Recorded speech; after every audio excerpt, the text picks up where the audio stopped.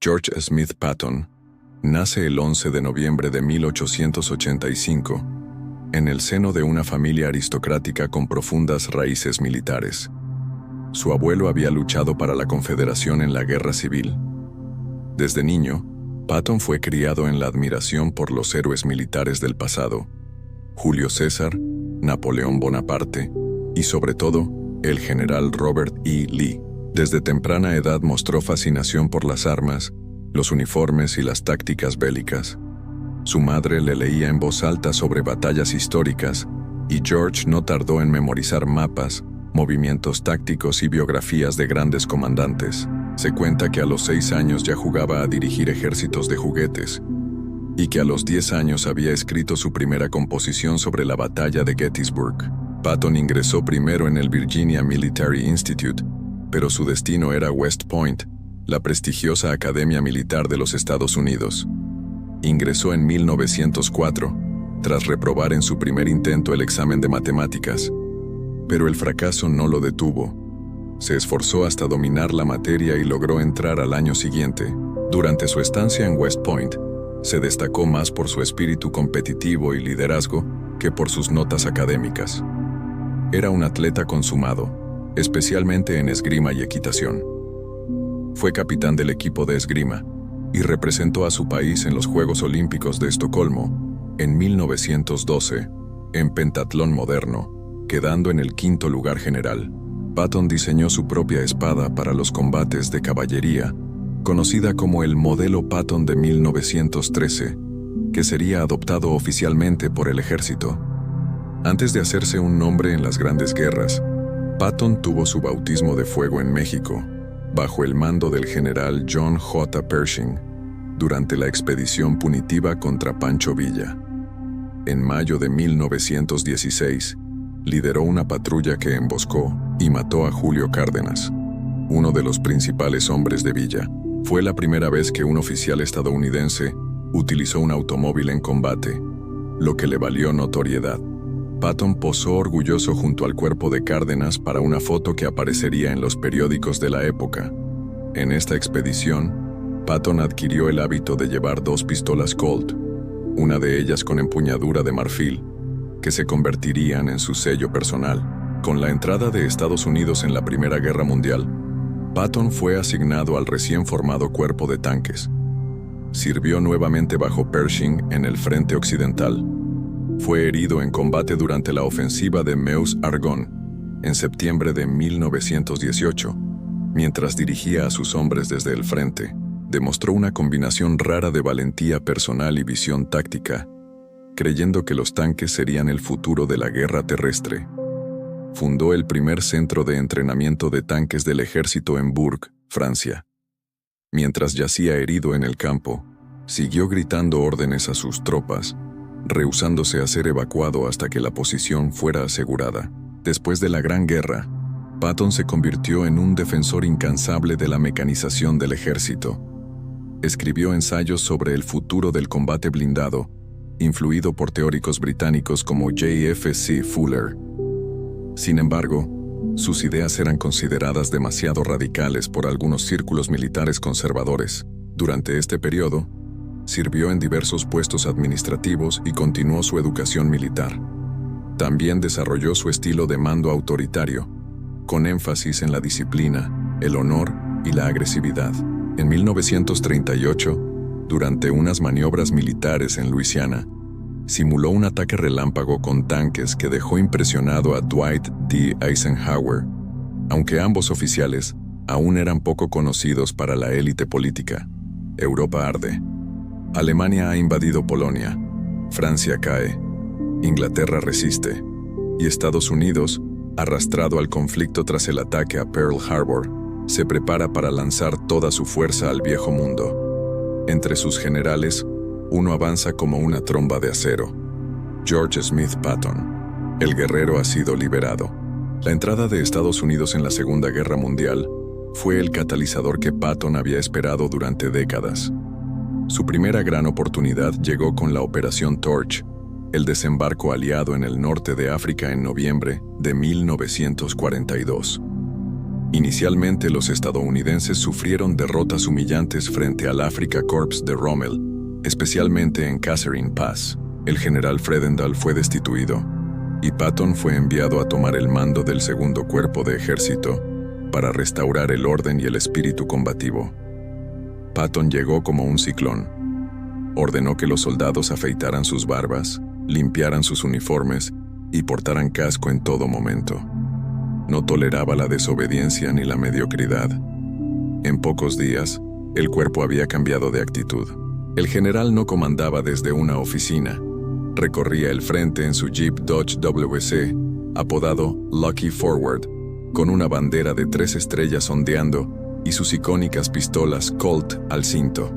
Hablaba con los soldados, les gritaba, los inspiraba. Durante un recorrido, un francotirador enemigo disparó cerca de su vehículo.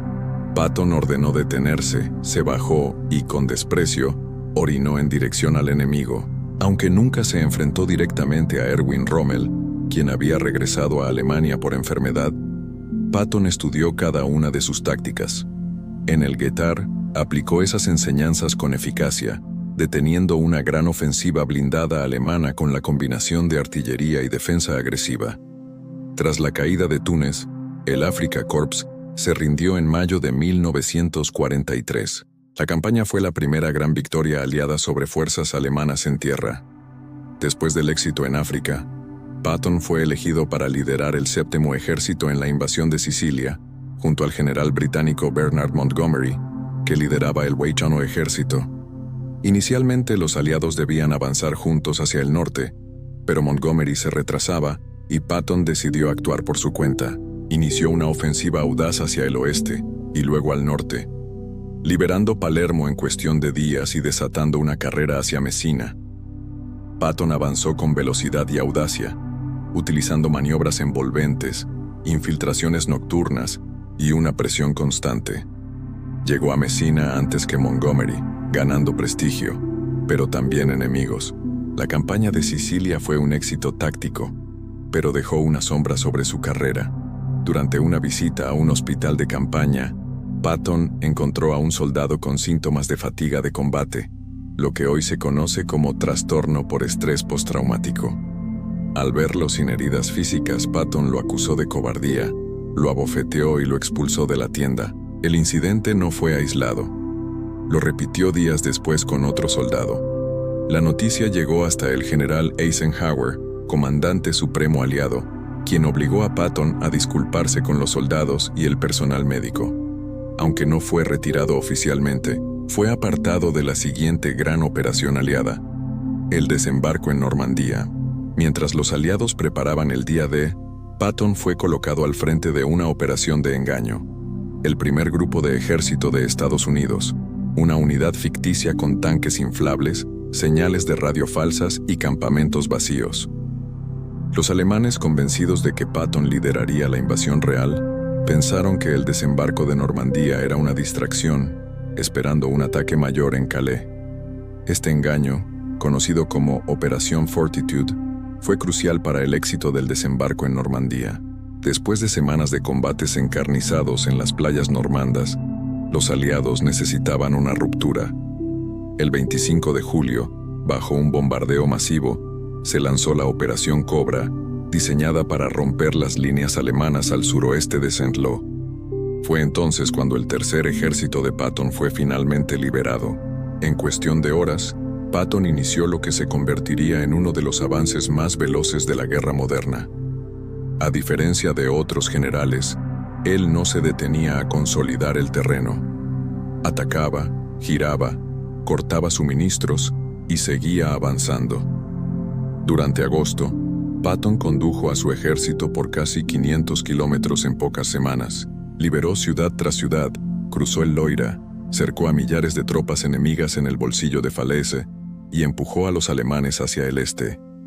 En ocasiones, su avance era tan rápido que superaba sus líneas de suministro. Sus tanques quedaban sin gasolina, y Patton, furioso, escribía a Eisenhower pidiendo prioridad en combustible. El alto mando, sin embargo, prefería abastecer al británico Montgomery. A medida que el tercer ejército se acercaba a la frontera alemana, se topó con Metz, una ciudad fortificada desde los tiempos del Imperio Alemán. Con más de 70 fuertes, era considerada inexpugnable. Patton no se detuvo. Bajo lluvias torrenciales y resistencia feroz, su ejército lanzó asalto tras asalto. Después de semanas de lucha y miles de bajas, Metz cayó en noviembre. Fue la primera vez que esa fortaleza era tomada por asedio desde el siglo XIX.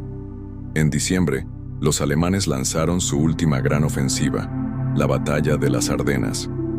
Atacaron por sorpresa en medio de una tormenta de nieve, rompiendo las líneas aliadas y cercando la ciudad de Bastogne, donde resistían soldados estadounidenses de la 101ª División Aerotransportada. Eisenhower convocó de emergencia a sus generales. Patton, con frialdad, anunció que en 72 horas podría girar su ejército hacia el norte y lanzar un contraataque. Nadie le creyó, pero lo hizo. En medio del invierno más crudo, bajo hielo y barro, Patton ordenó un giro de 90 grados a su ejército. Sus divisiones marcharon día y noche, en condiciones infernales. El 26 de diciembre, sus tanques rompieron el cerco en Bastogne, salvando a los sitiados. El avance del tercer ejército no se detuvo. Patton cruzó el Rin el 22 de marzo sin necesidad de puentes capturados. Construyó los suyos, lanzó barcazas y cruzó al enemigo. Liberó cientos de pueblos, campos de prisioneros y fábricas subterráneas. Se encontraba tan al este que en ocasiones sus fuerzas chocaban con los soviéticos, mucho antes de lo previsto. El 8 de mayo, Alemania se rinde. La guerra en Europa ha terminado.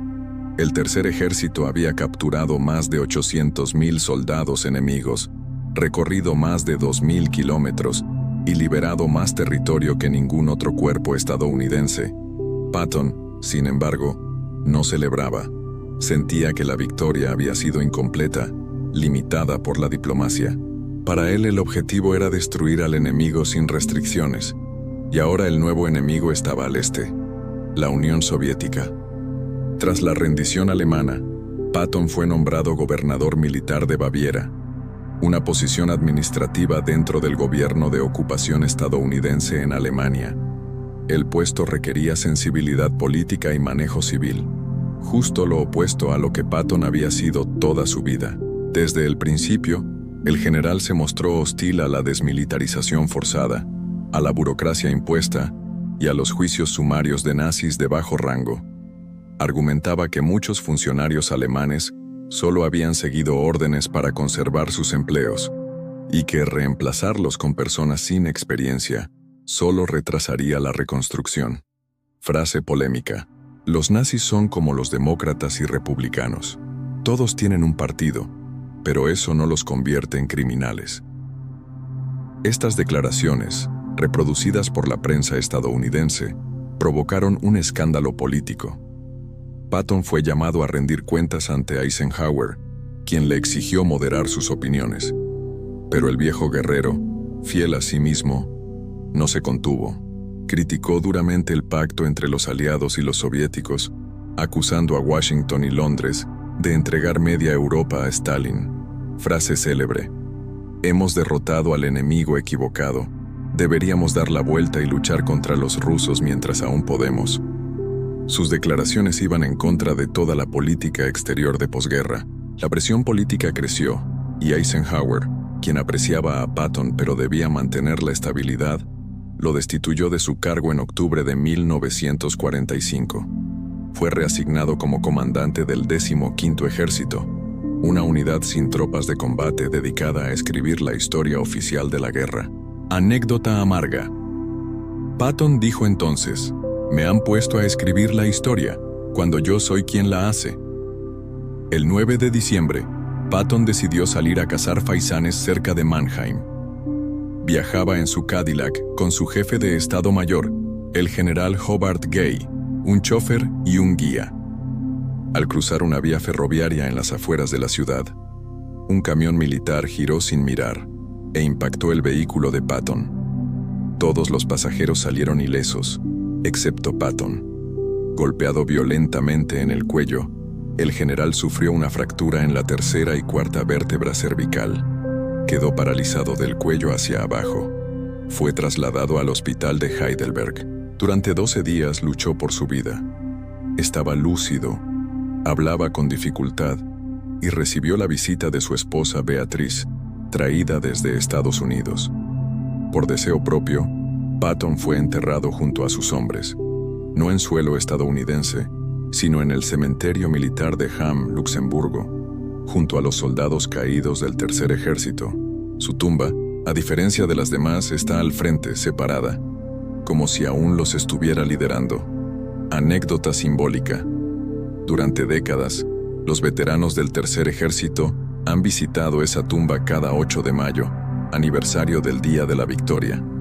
Muchos de ellos se cuadran ante su cruz y saludan como a un comandante aún en servicio. Patton fue amado y odiado. Fue llamado genio, loco, brutal, brillante, temerario. Para sus soldados, era un dios de la guerra. Para algunos políticos, un problema diplomático. Pero ningún historiador niega su talento militar extraordinario. Su legado sigue vivo. Fue el primer general en usar tanques en ofensiva moderna durante 2 guerras. Redefinió el concepto de guerra móvil, con avances que sorprendieron a enemigos y aliados. Inspiró generaciones de oficiales con su disciplina, su agresividad y su comprensión del alma del soldado.